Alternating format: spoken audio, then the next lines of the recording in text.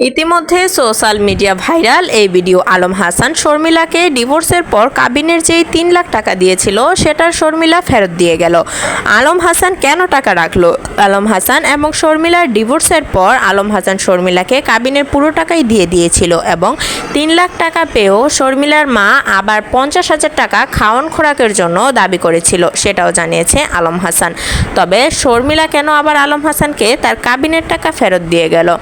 অনেকেই শর্মিলাকে কাবিন ব্যবসায়ী বলেছে আলম হাসান শর্মিলাকে কাবিনের টাকা দেওয়ার পর। তবে শর্মিলা জানিয়েছে সে মোটেও কাবিন ব্যবসায়ী নয়। তার প্রথম হাজবেন্ডের সাথে যখন তার বিয়ে হয়েছিল মাত্র 15 দিনের মাথায় তাদের ডিভোর্স হয়ে গিয়েছিল, কিন্তু ডিভোর্সের 1 টাকাও নেয়নি শর্মিলা। তবে বর্তমানে শর্মিলা তার বোনের বাসায় আছে এবং সেখানে থেকেই ছোটোখাটো বিজনেস করে আয় ইনকাম করছে শর্মিলা। নিজের খরচ নিজেই বহন করছে শর্মিলা।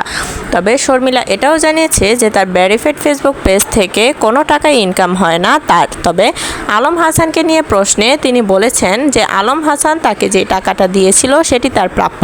আলম হাসান তাকে নিয়ে বিজনেস করেছে।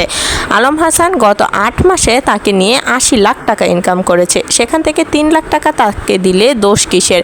তবে সোশ্যাল মিডিয়াতে এই ভিডিওটা তুমুল ভাইরাল হয়েছে যে আলম হাসানের কাবিনের টাকা শর্মিলা আবার আলম হাসানকে ফেরত দিয়ে গেল। তবে এটা কিন্তু পুরোপুরি মিথ্যে এবং অযৌক্তিক একটি ভিডিও। আলম হাসান কিন্তু শর্মিলাকে যে টাকা দিয়েছে সেটি শর্মিলা ফেরত দেয়নি।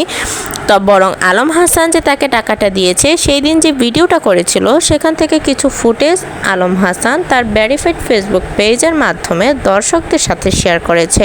শর্মিলা এবং আলম হাসান দুজনকে কিন্তু বর্তমানে বেশ মানায়। আপনারা শর্মিলা এবং আলম হাসানকে এখন কেমন লাগে আপনাদের কাছে তারা অবশ্যই কমেন্ট করবেন। আর যারা এখনও চান শর্মিলা এবং আলম হাসান আবার এক হয়ে যাক তারা অবশ্যই কমেন্ট করবেন।